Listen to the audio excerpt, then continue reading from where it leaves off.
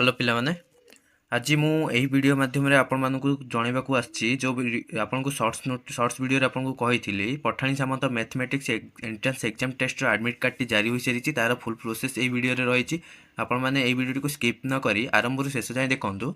Step by step आपण आराम से आपण निज घरे बसी की फोन माध्यम रे आपण डाउनलोड करि परिबे। निकटस्थ जे कोनोसी भी जेरेक्स दुकान को जाइना आपण एडमिट कार्ड प्रिंट करि परिबे। चलନ୍ତୁ ଆପଣ କେମିତି डाउनलोड କରିବେ ମୁଁ ପ୍ରଥମେ କହି ଦଉଛି। ଆପଣ एठी जो शो करूची bseodisha.ac.in आपन को एही एठी आपन देखि पारुचंती एही bseodisha.ac.in एही ऊपर आपन को एही परी आपन को जे कोनसी ब्राउजर ओपन करी के एही परी आपन को लिखि देबाकू पड़िबो। एही परी आपन को लिखि देइ सला परे आपन को एही परी वेबसाइट को पळे आसीबे। एही वेबसाइट टी होची हमर board of secondary education Odisha रो। तो एही वेबसाइट रे हमें एडमिट कार्ड टी डाउनलोड करिबा। देखंतु एठी आसी छल्ला परे आपन को सिंपल लेटेस्ट अपडेट ऊपर को आपन को आसी जिबाकू पड़िबो।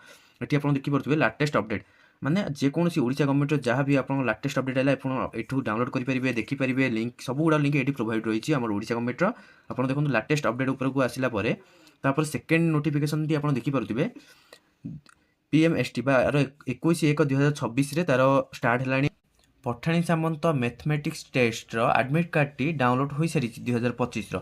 चलନ୍ତୁ सिंपल आमे तार ऊपर लिंक ऊपर क्लिक करिबा। लिंक ऊपर क्लिक करला परे टिके वेट करिबा। एही परी ओपन हला पर्यंत एही परी ओपन हेइसला परे हमको दुईटी माध्यम रे एडमिट कार्ड टी डाउनलोड करबा को से देइची। देखंतु प्रथम माध्यम हला कैंडिडेट नेम बा जहांको ना रे आवेदन होईची बा 6th क्लास हेउ किबा 9th क्लास रो जो क्लास रो भी आपण स्टूडेंट रो अप्लाई करिसंती। तो प्रथमे आपण तार नेम लिखिबे तार फादर्स नेम माने से पुओ हो किंबा झियो हो तार कैंडिडेट माने जानार आवेदन होई तांको नेम देन तांको फादर्स नेम ए दुईटी सिलेक्शन करि सला परे आपन सिलेक्ट करिया पड़िबो क्लास माने से केउ क्लास रे पढुची। जदि सेही पंचम षष्ठ क्लास रे पढुची 6 ऊपर क्लिक करिवे। 9th क्लास पढुची 9th क्लास ऊपर क्लिक करिवे। सिंपल ए दुईटी प्रोसेस करी कि आपन को लॉगिन करि देले लॉगिन ऊपर क्लिक करले आपन को एडमिट कार्ड टी शो होई जिवो।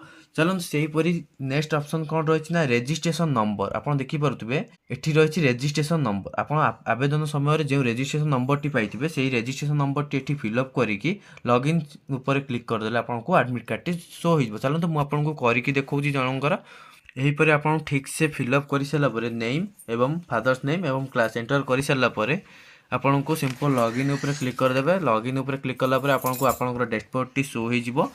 आपन को आपन डैशबोर्ड टी शो होई सला परे आपन सिंपल आपनकर राइट साइड रे देखंतु एपरी स्कोर करिवे। स्कोर कर सला परे आपन को राइट साइड रे गोटे आइकन ऑप्शन रहिछि आपन देखि परथिबे। एही आइकन ऑप्शन टी को क्लिक करिले आपनकर एडमिट कार्ड टी आपन डाउनलोड करि परिबे। चलନ୍ତୁ मु आपन को देखौछि सिंपल आपन राइट साइड ऊपर जो आइकन ऊपर क्लिक करिवे आपन को आइकन ऊपर क्लिक कर सला परे आपन को एडमिट कार्ड टी आपन को शो होई जिवो।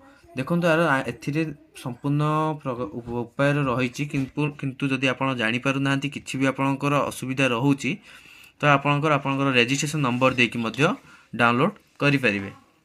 जदि वीडियोटी आपनको भलो लागिथिबो एवं किछि जदि आपनको वीडियोटी भलो लागिथिबो चैनल को सब्सक्राइब करि दियंतु एवं आपनकर संग साथी भाई भौणी मानकु शेयर कर दियंतु जेपरि से माने मिस न करि परिबे पठाण सामंत मैथमेटिक्स एग्जाम एंट्रेंस टेस्ट देबा पई। धन्यवाद वीडियोटी को शेष जाय देखिथिबारु।